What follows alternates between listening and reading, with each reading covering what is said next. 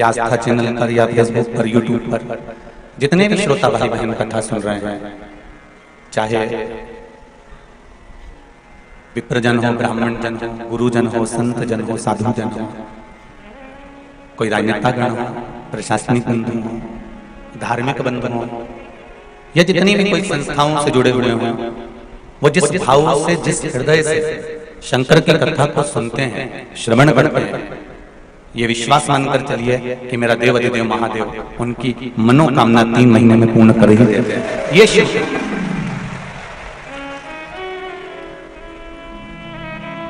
ब्रह्मा ब्रह्मलोक में रहते हैं, भगवान विष्णु वैकुंठ में रहते हैं, पर मृत्यु लोक का अगर कोई देव है तो वो देव अधिदेव महादेव है।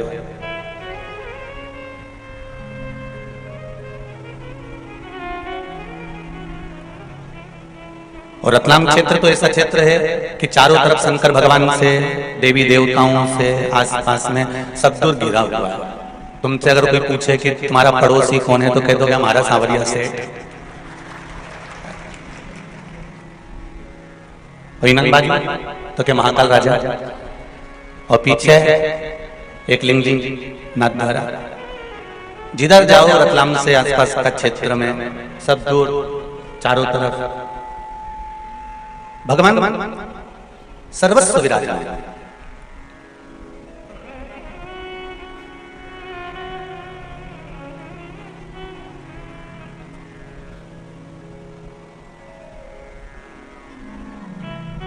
और शिव की कृपा, उदारता, दया जो आप पर और हम पर हुई है कि आप और हम बैसाख के महीने में, बैसाख शिवरात्रि, शिव महापुराण की कथा श्रवण करने के लिए विराजमान है।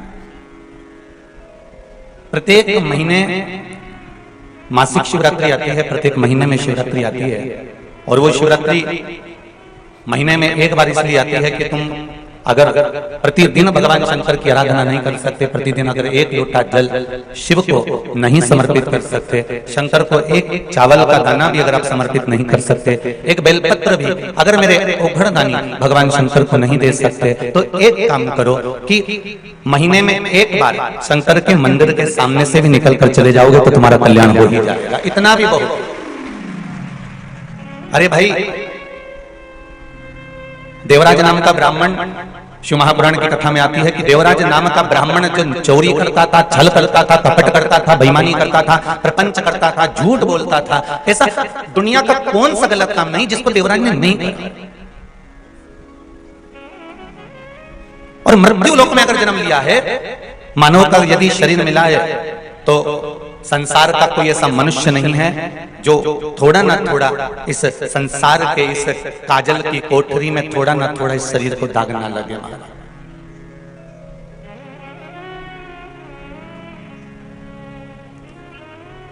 मालवा के संत श्री नागर जी महाराज एक बात बहुत सुंदर कर रहे हैं।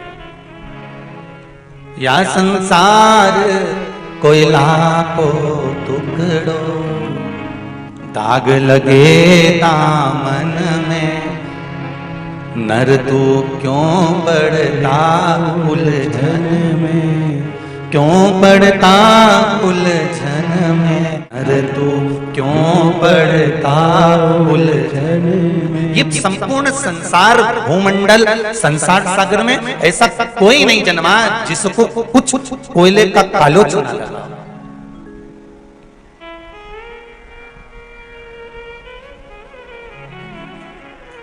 मेरे राम जी महाराज लंका पर विजय प्राप्त कर कर आए, अयोध्या के राजा बनकर बैठ गए तो भी नहीं छोड़ा।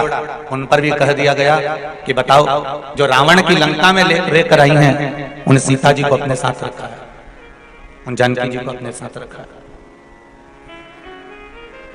भगवान कृष्ण जिनके घर में राजसी ठाट है, दौलत है, संपदा है, धन है, वैभव है, सत्ता है, सब कुछ है, तो भी कह दिया कि इन्होंने मणि की चोरी करी है, ये चोर है।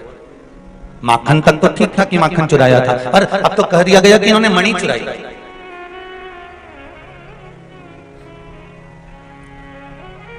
जरा विचार करिए, जब दुनिया के लोग परमात्मा को नहीं छोड़ते तो आप और हमको छोड़ेंगे। पर शिव महापुराण की कथा एक बात बहुत अच्छी कहती है कि क्या किसको रोइए चादर तान के सोइए, आग लगे बस्ती में अपन रहो मस्ती में, अपने को अपना सुख खत्म नहीं करना दूसरे के चक्कर में। जरा सी देर में हमारी देवरानी का मुंह खुल गया, हमारी जेठानी का मुंह खुल गया, मेरी सास मुझसे नहीं बोल रही, मेरा भाई मुझसे नहीं बोल रहा, मेरा कुटुंब वाला मुझसे नहीं बोल रहा, वो मुझसे बात नहीं कर रहा, वो ऐसा बोल रहा है, वो वैसा बोल रहा है। हम किस किस के लिए रोएंगे साहब? हम किस किस के लिए रोएंगे? इसलिए रतलाम के लोग जब भी किसी के यहां जाते हैं, रतलाम का आदमी कहीं पर भी जाएगा तो झोला में सेव लेकर जाएगा।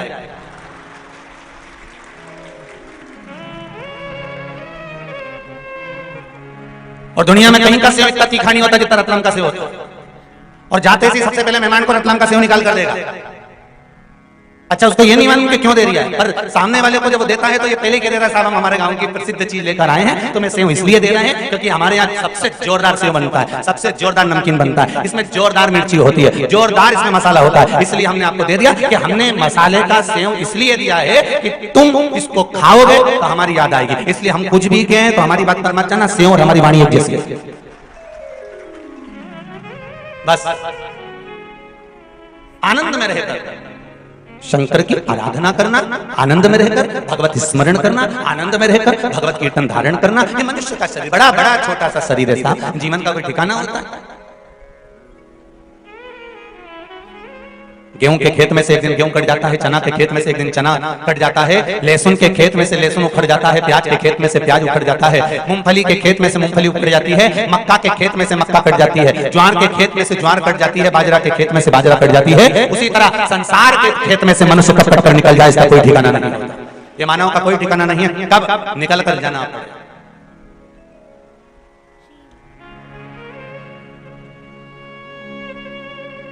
बस अपनी जिंदगी को अलमस्त होकर जियो, आनंद में जियो। मैं धन्यवाद दूंगा कथा के मुख्य यजमान परिवार को, आयोजक कल्याणी श्री रविंद्र जी पाटीदार इंदौर, शकुंतला नारायण पाटीदार जी नागदा, स्वर्गीय अरविंद जी पाटीदार जी की स्मृति में ये पावन शिव महापुराण की कथा हो रही है। उनको बहुत बहुत साधुवाद है, धन्यवाद। बाबा देवादिदेव महादेव की कृपा, करुणा, दया, उदारता और छिका बंधा है, अगर टूटा है तो जिसने बांधा और जिसने तोड़ा उसके भाग्य में कितना मिला ये तो वो जाने, पर जो टूटा है वो अपने सबके भाग्य से टूटा है। कथा हो रही है तो ये सब अपने भाग्य से हो रही है, कहीं शिव की कृपा होगी, उदारता होगी, दया होगी, करुणा होगी। इसलिए भगवान देवादिदेव महादेव की कथा अपन सभी को श्रवण करने का सौभाग्य भगवान शिव की कृपा से प्राप्त हुआ होगा। ये शंकर की उदारता से कथा करवाना और ना करवाना, पर श्रवण शक्ति से कथा का रसतत्व ग्रहण।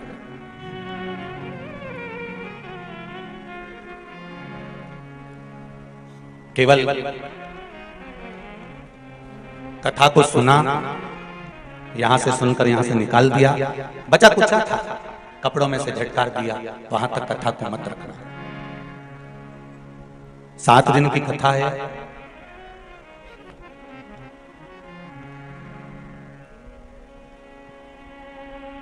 इस 7 दिन की कथा में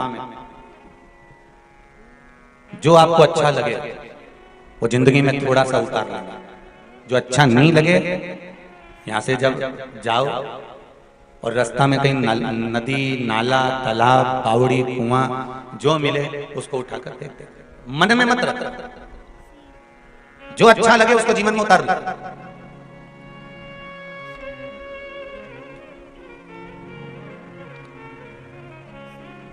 कितनी सुंदर बात कही है।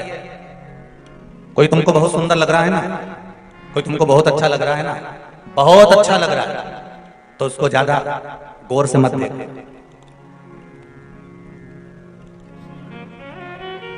जो तुमको बहुत अच्छा लग रहा हो, बहुत सुंदर लग रहा हो, शिव महापुराण की कथा कहती है उसको ज्यादा गौर से मत देखना। क्यों? क्योंकि ज्यादा गौर से देखोगे तो उसमें कुछ ना कुछ बुराई ढूंढ लोगे, ये पक्का। और एक बात शिव महापुराण की कथा कहती है, कोई बुरा व्यक्ति है ना, बहुत बुरा है, बहुत गंदा है, बहुत बेकार है, बहुत बेकार है, तो उसको गौर से जरूर देखना, टकटकी लगाकर जरूर देखना। क्यों? उसमें से तुम कुछ अच्छा ही ढूंढी लोगे, ये पक्का है। ये शिव पुराण। अच्छे को ज्यादा गौर से नहीं देखना क्योंकि उसमें हमें कुछ बुराई दिख जाएगी, इसने तो हमारे साथ ऐसा कर दिया था, भले अच्छा दिख रहा है, सुंदर दिखे, सब कुछ। कई माताएं कह देती है हमारी बहू सब बढ़िया है, एकदम जोरदार, सब काम करे, सब पूरा घर संभाल ले, जो क्यों नहीं गुरुजी तुरंत खरीद दे वो तो 1 मिनट में। तुमको इतनी जोरदार बहू मिली, फिर काय का दुख है? बस सब काम जोरदार है उसका, परंतु ये एक मुंडा घड़ा चले तो घड़ा परेशान हो गया। सब काम जोरदार करे पर इकी जो जीवान है नी ये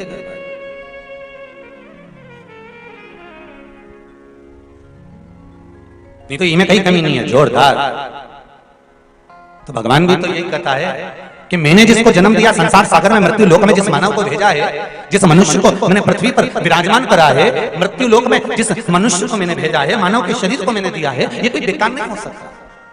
ये मानव का जो शरीर है ये बेकार नहीं है। इसको बस केवल हमको क्या करना है, हमको समझना है, उसको आनंदित होना है कि ये मानव का शरीर हमें भगवान ने दिया है तो बेकार नहीं दिया। अभी हरिद्वार की कथा में आपको कहा था, आप लोगों ने श्रवण करा होगा कि हम हमारे घर में, हमारी अलमारी में, हमारे कमरे में हम कोई भी चीज ऐसी नहीं रखते जिसका कोई उपयोग नहीं है। तुम्हारे अलमारी में जितनी साड़ी रखी है ना सब काम की रखी है। तुम्हारी तिजोरी में जितना सामान रखा है सब काम का रखा है। तुम्हारे घर में, तुम्हारे कमरे में, तुम्हारे मकान में जो सामान रखा है वो सारा की सारा तुम्हारा संभाल कर तुमने काम कर रखा। बोलो सही है कि गलत है? जब तुमने अपनी अलमारी में, तिजोरी में, तुम्हारे कमरे में, तुम्हारे मकान में जो सामान रखा वो सब काम का रखा, तो ईमानदारी की बात बताओ, भगवान का ये मृत्यु लोक घर है और उस घर में तुमको अगर रखा है तो भगवान ने तुमको फालतू का नहीं रखा है, भगवान ने भी तुमको काम का रखा है कि ये मेरे काम का है। आज नहीं तो कल भजन करेगा, आज नहीं तो कल कीर्तन करेगा, आज नहीं तो कल स्मरण करेगा, आज नहीं तो कल मंत्र जाप करेगा, आज नहीं तो कल भगवत नाम में डूबेगा, भगवत स्मरण में डूबेगा। तो भगवान काम कर रहा है, भगवान कभी बेकार नहीं। मैंने तेरे ही भरोसे, ओ बाबा तेरे ही भरोसे, हवा बिच उड़ती जावांगी बाबा, डोर हथों छठी ना में कटी जावांगी। ओ भोले मैं तेरी पतन, शंभो मैं तेरी पतन, हवा बिच उड़ती जावांगी बाबा, डोर हथों छठी ना में कटी जावांगी।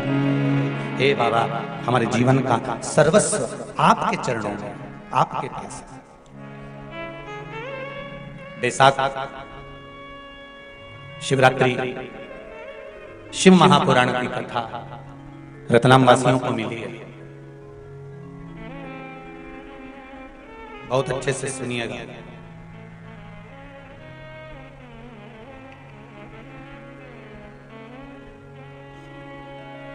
क्यों महत्व है बैसाख महीने का? स्कंद पुराण में बैसाख महत्तम कहा गया है।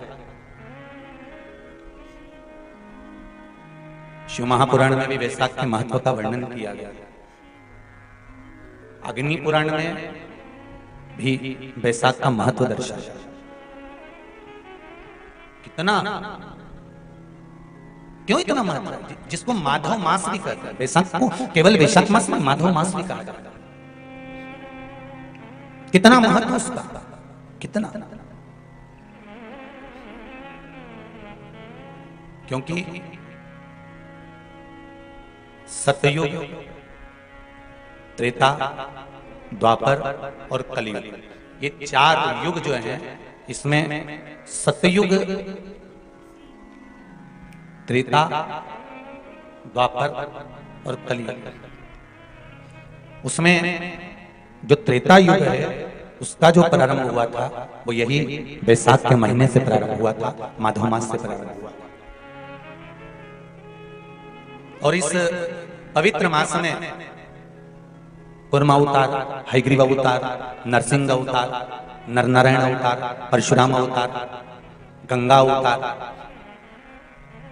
ये सारे अवतार भगवान नारायण ने, भगवान विष्णु ने, मेरे शंकर भगवान ने, सरंभेश्वर अवतार, ओमकार अवतार, मल्लिकार्जुन अवतार, भीमाशंकर अवतार, मेरे शिव ने इसी बैसाख के महीने में प्राप्त किया। मेरे नारायण ने परशुराम अवतार, नरनारायण अवतार, स्वयं हयग्रीव अवतार, कूर्म अवतार, नरसिंह अवतार, ये सारे जितने अवतार हैं मेरे भगवान विष्णु ने इसी बैसाख महीने में प्राप्त किया।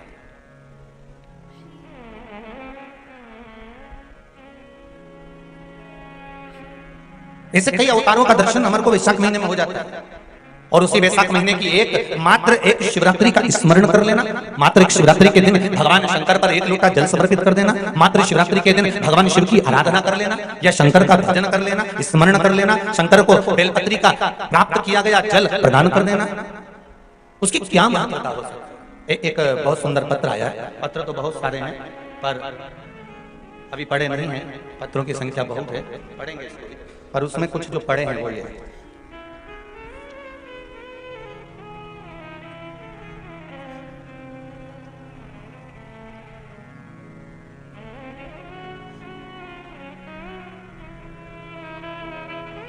शिव नारायण जी पंड्या, ग्राम नागूखेड़ी, तहसील जिला देवास से हैं। कहीं बैठे हों तो हाथ हिला दीजिएगा। आप ही हैं? दोनों हाथ हिला दीजिएगा। हर हर महादेव, श्री शिवाय नमस्ते। आपने लिखा है शिव नारायण जी, पत्र लिखा उसके लिए धन्यवाद, व्यासपीठ कराया। गुरुजी पत्र आजकल जो भी आता है आस्था चैनल के माध्यम से भी टीवी पर आप लोग उस पत्र को पढ़ सकते हो कि ये पत्र हम जो आते हैं ये दिल से आते हैं और लिखने वाला भी अपने हृदय से लिखता है। इसलिए मैसेज, मोबाइल के मैसेज से पत्र ज्यादा मान्य होता है। आज भी दिल से भेजा जाता है, कोई हृदय से भेजता है।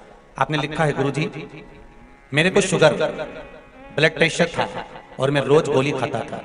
जब से आपने भोलेनाथ के चढ़ाया गया बिलपत्र का उपाय बताया, तब से मैंने वह उपाय किया और मैंने रोज भोलेनाथ को जल चढ़ाकर बेलपत्र का प्रयोग किया। कॉर्डलेस भेजिए, पास में है इसलिए भेज दीजिए। रवाना कर दीजिए। हाँ, आगे वाले को दो और पीछे वाले को भेजेंगे, पीछे वाला उससे पीछे वाले को भेजेंगे।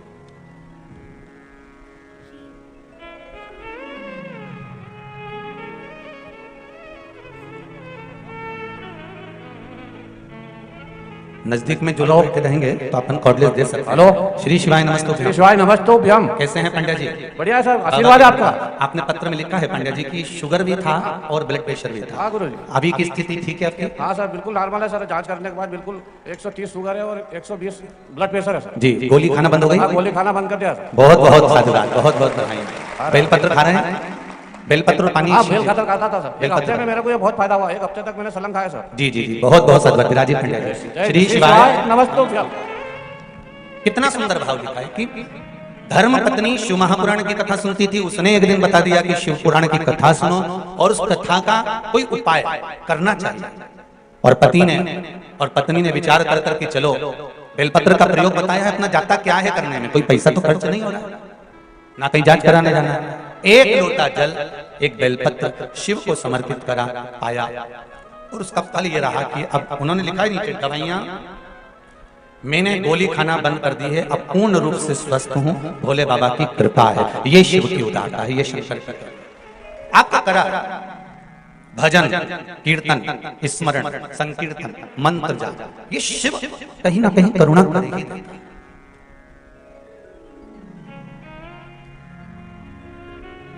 और जितने लोग, आप लोग जितने भी आस्था चैनल पर सुन रहे हो, फेसबुक यूट्यूब पर सुन रहे हो, चाहे इस पावन रतलाम की भूमि पर पावन प्रांगण्य में बैठकर श्रवण कर रहे हो, आपसे एक निवेदन जरूर करूंगा कि आप कथा बैसाख महीने की श्रवण कर रहे हैं, ये भाव जागृत रखना कि मेरा शंकर, मेरा शिव, मेरे नारायण, ये अगर ये बैसाख मास की कथा का अगर लाभ दे रहे हैं तो कहीं ना कहीं हमारे जीवन का कल्याण होगा ही, ये निश्चित है, ये निश्चित है।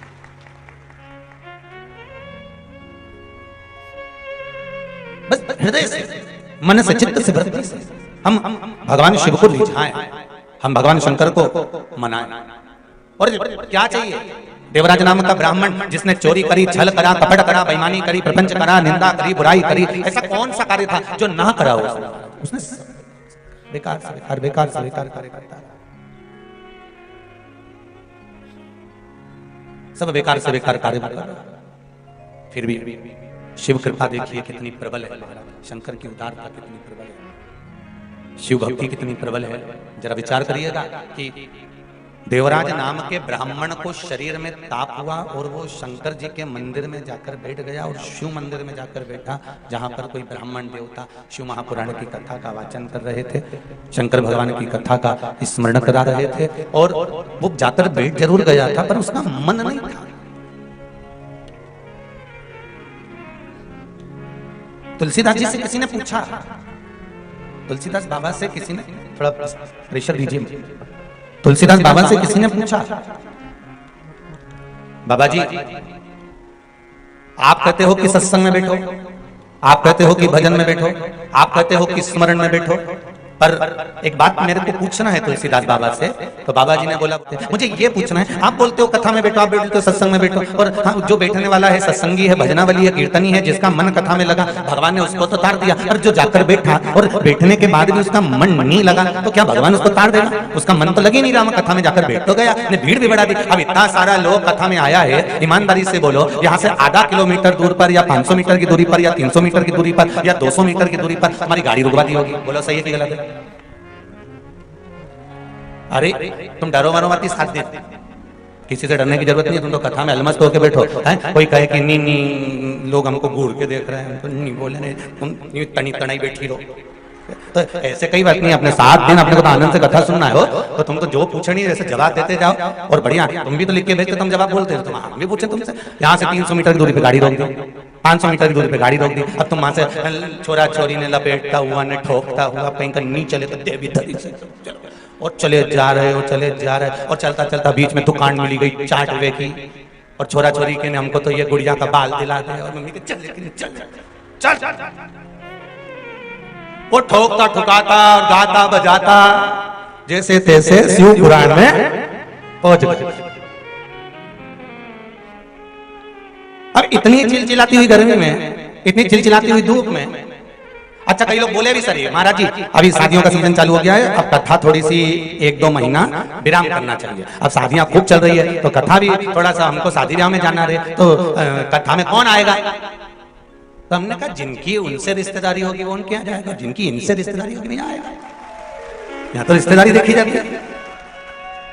और जिनकी शादी में तुम गए हो, तुम्हारी विपदा की घड़ी में वो खड़ा मिलेगा? अरे बोलो तो जीजी ने तुमने खूब ढोलक पीट पीट के गाया, ने बना जी रात के आजा जी, बना जी धीमे आजे जी, बना जी दिल्ली से लाजे जी, ने लहंगा लाजे, ने ये लाजे ने लाजे, ने दुल्हन संभर के आएगी नहीं जलवा दिखाएगी, कितना गाया आधी रात रात के 9-9 बजे तक ढोलक पीटी पीटी के गाया। अब तुमने रात के 12 बजे तक जो बना बनी गाया तुम्हारे की काम आया? और यहाँ बैठकर जो तुमने भजन गाया वो अंत समय तक काम आया, तो वो किस काम का?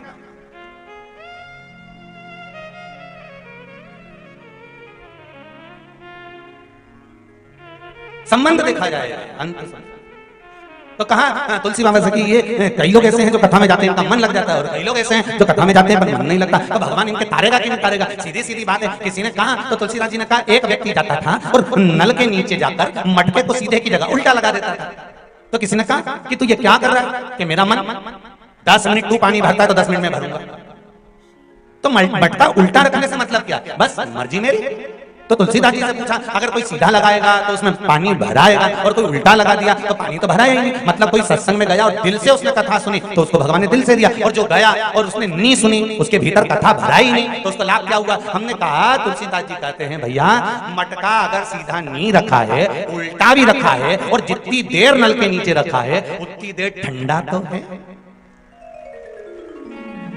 उतनी देर उसमें शीतलता तो है, ठंडाई तो है। बस ध्यान रखना एक बात का, कोई तुमसे कहाँ जा रही? कथा में जा रही। कोई तुमसे कहाँ जा रही? तो महापुराण की कथा में जा रही। तुम आ जाके क्या करेगी? इतनी धूप पड़ी रही है, इतनी गर्मी पड़ी रही है, और वहां कथा में जाके भीड़ इतनी पड़ रही है, कहाँ जाके बैठेगी? मैं तो कथा में जाऊंगी, तो मैं टीवी पे सुनूंगी चाहे मोबाइल पर सुनूंगी, पर कथा सुनूंगी तो क्या होगा उससे? तो कहा 3 घंटे दिन भर मोबाइल पे झूठ बोलूं, कपट करें, दुकान पर व्यापार में व्यवसाय में आदि कार्तिक जगह दिन भर झूठ छल कपट बेईमानी प्रपंच दिन भर चलता रहता है, दिन भर चलता रहता है। कम से कम 3 घंटा कथा में बैठेंगे तो इस मुख से झूठ तो नहीं निकलेगा, इस शरीर से पाप तो नहीं होगा, इस शरीर से कपट तो नहीं होगा, इस शरीर से बेईमानी तो नहीं होगी। 3 घंटा तो हमारा अच्छा निकलेगा ना।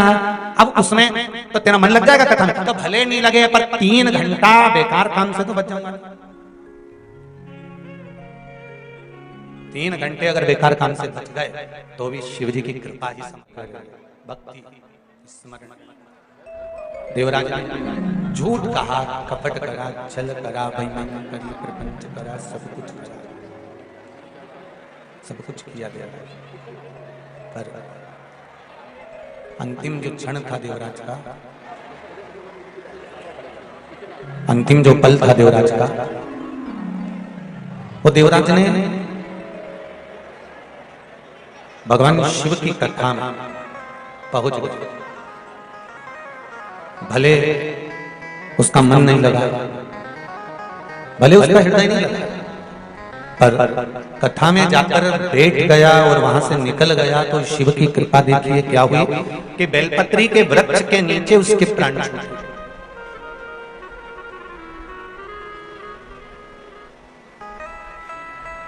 बेलपत्री के वृक्ष के नीचे,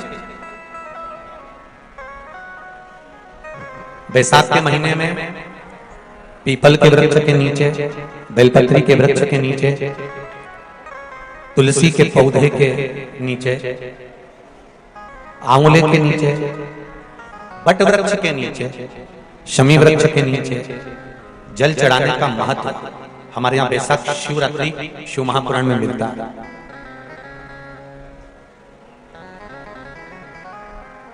और जल की महत्वता क्या है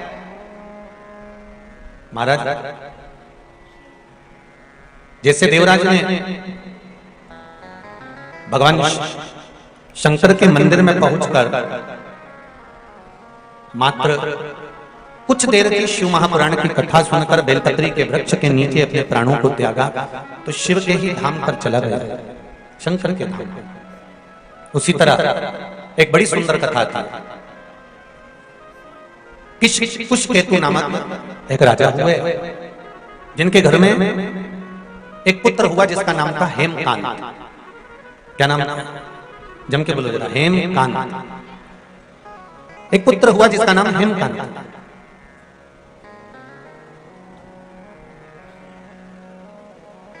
अब हेमकांत जो था वो बड़ा प्रबल वीर था, उसके पास में बहुत सारे अस्त्र शस्त्र विद्या सारे ठाट उसके पास में।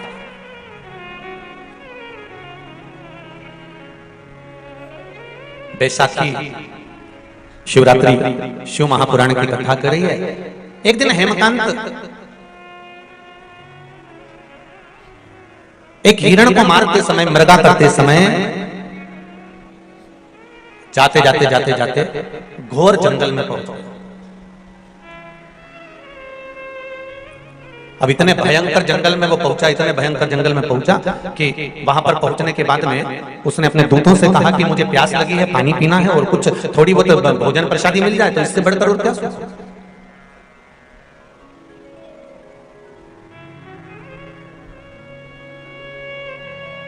जाओ जरा भोजन की व्यवस्था देखिए, पानी की व्यवस्था देखिए।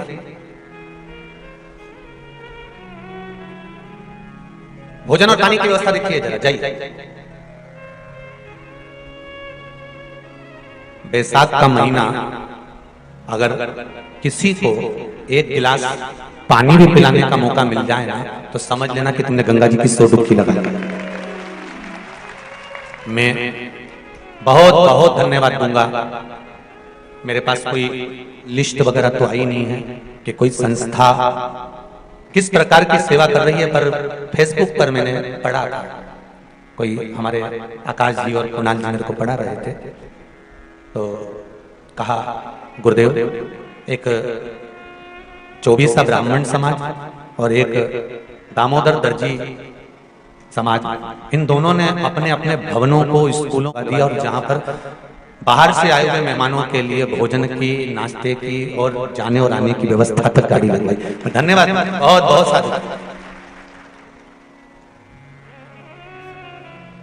बहुत बहुत साधुवाद दूंगा मैं रतलाम के इन धर्म से जुड़ी हुई संस्थाओं जिन्होंने अपने बताया 24 ब्राह्मण समाज ने कोई स्कूल खुलवा दिया, दामोदर दर्जी समाज ने अपना भवन खुलवा दिया, और तो और नाश्ता, चाय और भोजन तक की व्यवस्था रखी कि बाहर से कोई समाज बंधु आए तो उसमें रुके तो कष्ट नाम। मैं कहूंगा बैसाख के महीने में अगर एक गिलास भी पानी आप दिल से अगर किसी को पिला रहे हो तो गंगा की 1000 डुबकी आप रोज लगा रहे हो। ये विचार मानकर चलिए, कोई कम नहीं है।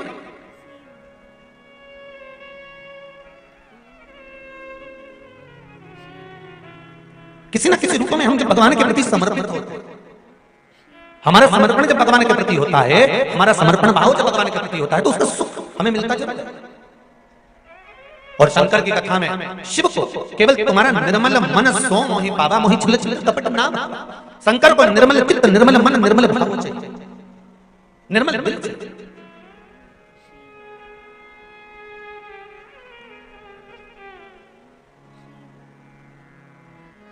भगवान को तुम्हारा वैभव नहीं है, तुम दूसरे मंदिर में जाकर खूब अपना वैभव दिखाना चाहते हो। तुम मेरे राम जी के मंदिर जाना, खूब प्रसाद लेकर जाना, लड्डू लेकर जाना, हनुमान जी के मंदिर जाना, खूब लड्डू प्रसाद लेकर जाना, भगवान ब्रह्मा के मंदिर जाना, कमल का फूल, गुलाब के फूल लेकर जाना, माँ देवी के मंदिर जाना तो चुनड़ी और चूड़ी लेकर जाना, अन्य जितने मंदिर में जाओ, तुम शनि महाराज के मंदिर जाना तो साथ में तेल लेकर जाना, तुम उस मंदिर में जाना बृहस्पति महाराज के तो चने की दाल लेकर जाना, और शंकर के मंदिर में जाना तुम्हारे पास में अगर जल हो तो ले जाना, नहीं हो बेलपत्र ले जाना, बेलपत्र नहीं हो चावल ले जाना, चावल और पुष्प भी ना हो तो मंदिर की बेलपत्र उठाना, धोना और शंकर जी को वापस चढ़ा देना। शिव को तुम्हारा निर्मल चित्त चाहिए, मन, केवल तुम्हारा मन। शंकर को तुम्हारा वैभव से कोई मतलब, तुम्हारा कितना वैभव है, तुम्हारे पास में कितना धन है, कितनी संपदा, कितनी दौलत, कितनी सत्ता है, इससे शिव को कोई मतलब नहीं।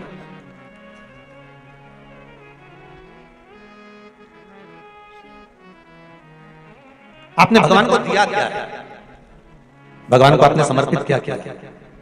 पशुपति व्रत जब माताएं करती हैं, भाई करते हैं, बच्चे करते हैं, और जब पशुपति व्रत के 5 दिए मंदिर में लगाने के बाद जब वो छठा दिया अपने दरवाजे पर, दरवाजे की ओर मुख कर कर बैठकर सीधे हाथ की ओर जब वो दिए को लगाती हैं बेटियां, बहुएं, माताएं, भाई, पशुपति व्रत का जब वो छठा दिया मंदिर से लेकर आने पर, मंदिर के द्वार से लाकर अपने घर के द्वार पर जब वो जलाती है तो उसके मन का जो भाव होता है, जिस दिल से, जिस हृदय से, जिस चित्त से, जिस वृत्ति से वो भगवान से जो कहती है, भगवान पशुपति व्रत के अंतर्गत 5 ही व्रत में उसका मन का मुराद पूर्ण कर देते हैं, हृदय की बात पूर्ण कर देते हैं, क्योंकि दिल से कहा गया।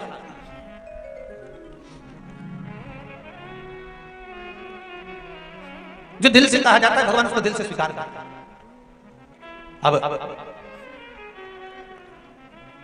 हेमकांत गए थे मृगा करने के लिए, और हेमकांत गए और जितने उनके साथ में गए थे वो सब देखने के लिए गए कि भोजन मिल जाए, पानी मिल जाए, कहीं गए और जाने के बाद उनको कहीं मिला नहीं कुछ भी, वापस लौट कर आ गए। तो हेमकांत आगे जाते जाते जाते जाते उनको एक सुंदर आश्रम मिला,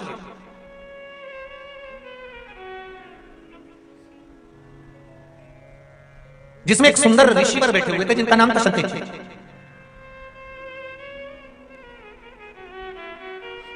और जब वहां जाकर उन्होंने देखा कि मैं आया और मेरा कोई आदर नहीं, जैसे श्रीमद् भागवत कथा में आता है कि राजा परीक्षित जब गए और शमीक बाबा के आश्रम पर पहुंचकर जल की याचना करी और जल नहीं मिला, इन्होंने तो याचना भी नहीं करी कि मुझे जल चाहिए, इन्होंने तो जाते से बस वहां पहुंचने के बाद इनके मन में आ गया कि मैं यहां पर आया हूं और मेरा आदर होना चाहिए। शिव महापुराण की कथा कहती है, बहुत सावधानी से सुनना। बेटी के घर में, बहन के घर में जाओ तो ये आशा लेकर मत जाना कि तुम्हारा बहुत आदर हो। गुरु के दरवाजे पर जब जाओ तो ये आशा लेकर मत जाना कि तुम्हारा बहुत आदर हो। मंदिर में जब जाओ तो ये आशा लेकर मत जाना कि तुम्हारा बहुत आदर हो। और भगवान की कथा में जब जाओ तो ये लेकर मत जाना कि तुम्हारा बहुत आदर हो। ये कुछ स्थान बताए हैं कि जहां हमें आदर की जरूरत नहीं होती। बहन बेटी के घर में, अपनी बेटी जिस घर में भी आए हो, जिस घर में अपनी बहन को भी आए हो, उस घर में तुम बहुत अकड़ कर, अहंकार रखकर, अभिमतता रखकर नहीं जाना है।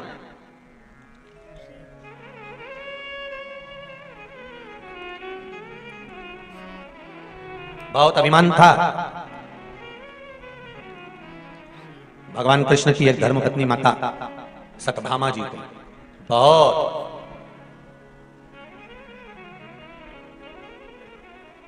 इतना अभिमान था।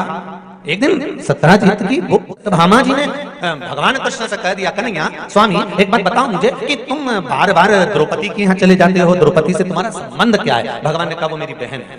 हो तो बहन के घर चले जाते हो तो कम से कम थोड़ा तो सोचना चाहिए। तुम्हारी बहन कभी भी, मैंने देखा है, कई बार मैंने विचार किया, आप कई बार हमारे साथ गए, पर कभी तुम्हारी बहन ने तुमसे इस तरह से व्यवहार नहीं करा कि तुम्हें कोई आदर होना चाहिए कि द्वारका का राजा आया है, द्वारिकाधीश आया है, और जिसके पास में द्वारका का राज्य पाठ है उसके पास कितना वैभव होगा, और वैभव अधिपति जब आता है तो उसके लिए तो वैभव जैसा ठाठ होना चाहिए। सुन लो रे रत्नाम वालों अच्छे से, तुम कितने भी वैभवपति हो, कितने भी धनपति हो, कितने भी करोड़पति हो, 7 दिन शिव महापुराण की कथा में जब आओ तो वैभव और सत्ता सब घर पर रख कर आना, यहां तो शंकर के गण बनकर आना। यहां अगर आना है आपको कथा श्रवण करने के लिए तो आप ये मानकर चलना कि मैं शिव का गण हूं, शंकर भगवान की कथा सुनने जा रहा हूं, शिव का अनुमोदन करने जा रहा हूं। क्या लाभ होगा उसका एक लाभ होगा, जब आपकी गाड़ी अगर 200 मीटर भी दूरी पर रुकती है, थोड़ी दूरी पर रुकती है, वहां से अगर पैदल चलकर आप यहां तक आ रहे हो तो ये विश्वास मानकर चलना, अगर शंकर के होकर चलोगे तो ना प्यास लगेगी, ना भूख लगेगी, ना धूप लगेगी, और सीधे कथा में पहुंच जाओ। अगर दिल से गए हो भगवान शिव की शरणागति में,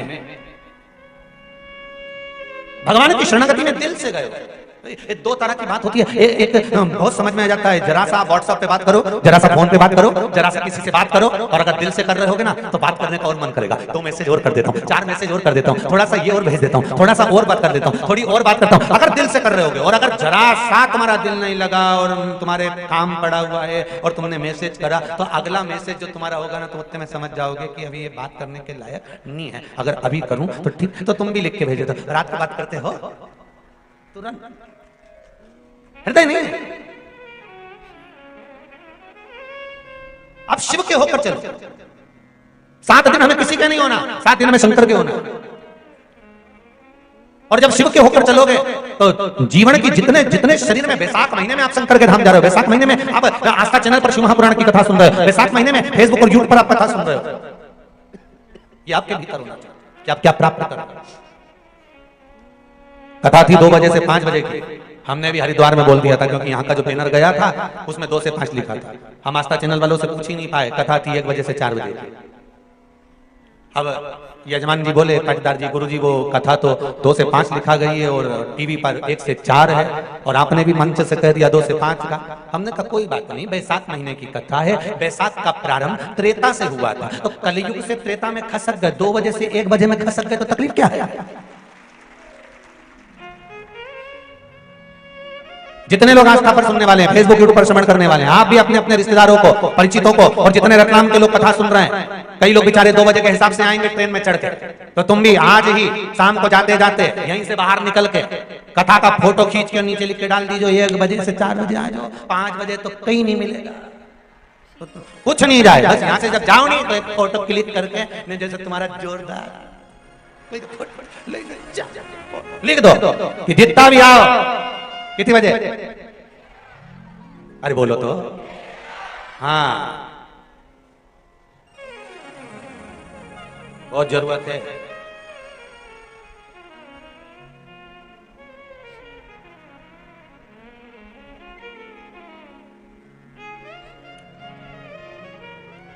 बहुत सब भेज देना।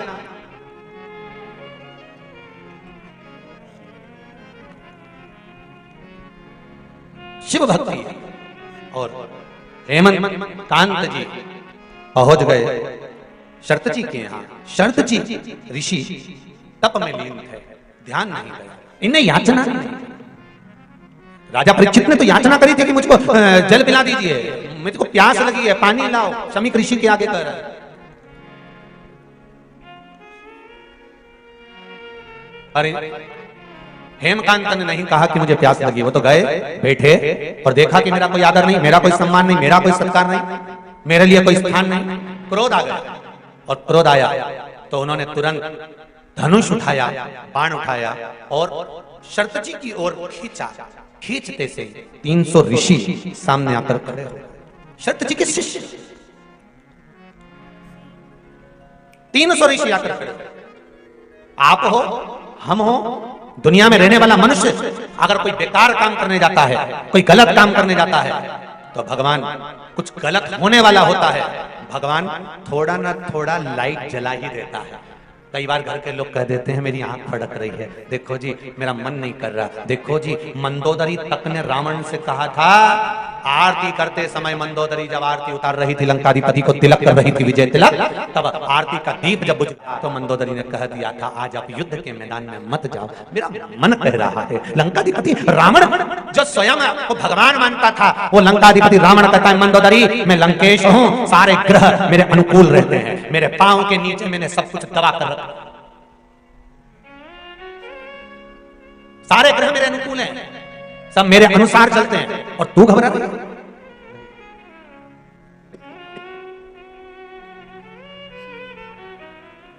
मंदोदरी तू चिंता मत कर, तेरा पति विजय होकर आएगा। मंदोदरी कहती आज मेरा मन ठीक नहीं लग रहा, आज मेरा चित्त ठीक नहीं लग रहा, आज मुझे श्रेष्ठता नहीं लग रही, आज मुझे श्रेष्ठता नहीं लग रही, आज मेरा चित्त, आज मेरा मन, आज मेरी बुद्धि श्रेष्ठ नहीं मान रही। और मेरी माताओं, मेरे भाई, इस पावन कथा में जितने लोग बैठे हैं, आपको भी कहूंगा, जब कोई गलत होने वाला होता है, भगवान बत्ती सबकी जलाता है कि देख बच्चा जा, रोक ले। उसके बाद भी हम सोचते हैं कुछ नहीं होगा, चलने दो, चलने दो, चलने दो।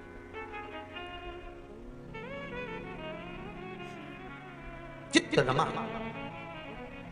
ऋषियों ने रोक दिया। ऋषियों ने कहा आप आगे ना सुनो राजन, आप कुशकेतु के पुत्र हैं, वो कुशकेतु जिसने अपने जीवन में समर्पण किया, दान करा, पुण्य करा, सत्कर्म करा, भजन करा, कीर्तन करा, मंत्र जाप करा, नाम स्मरण करा। आप कुशकेतु के पुत्र हैं राजन, यदि आप ये गलत करेंगे तो इसमें श्रेष्ठता नहीं होगी।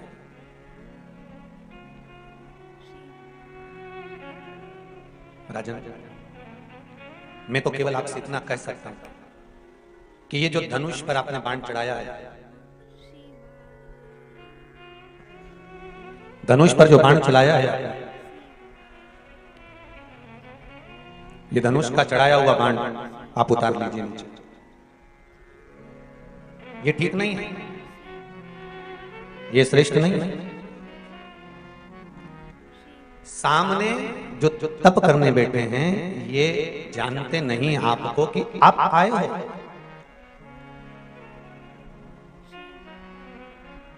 जीजियों, आप लोग इधर मुंह कर बैठे हो, कथा सुन रहे हो, पीछे क्या हो रहा है आपको मालूम है क्या? कुछ नहीं, क्योंकि आपका ध्यान कथा में। शरतेजी ऋषि था, और उसके साथ उनके साथ में रहने वाले जितने संत साधु सन्यासी तपस्वी साधक उपासक जो हैं, शरतेजी के जो साथ में है, तो उनका मन भी सत्संग में लगा हुआ है।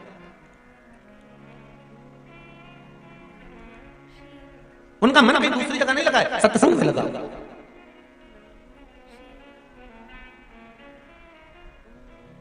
और जब सत्संग में मन लगा हुआ है तो दूसरी जगह मन जाएगा कहां? फिर कहूंगा एक बात, शिव जी के मंदिर में अगर एक लोटा पानी लेकर जा रहे हो तो दिल भी शंकर के पास लेकर जा रहे हो। शिव जी के पास अगर एक लोटा जल लेकर जा रहे हो तो दिल की बात भी शंकर तक लेकर जा रहे हो।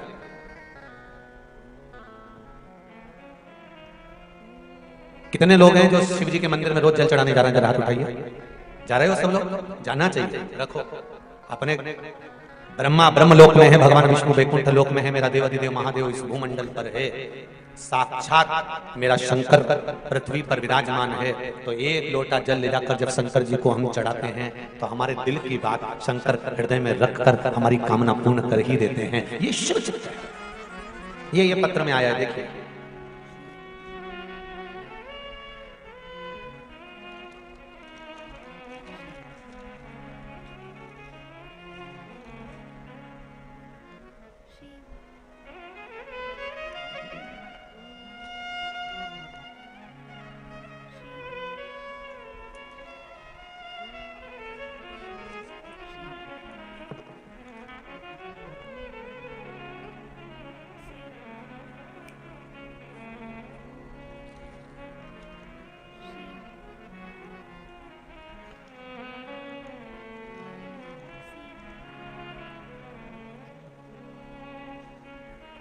पत्र में नाम नहीं लिखा है।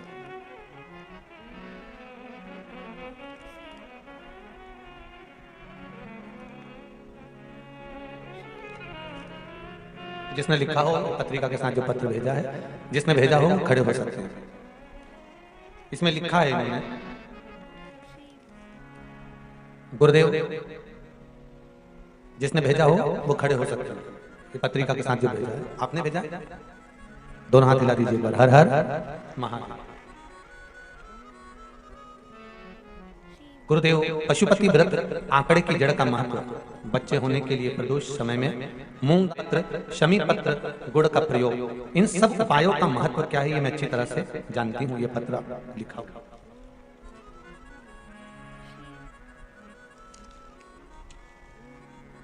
मेरी नौकरी में बहुत समस्या हो गई थी। बैठिए बैठिए।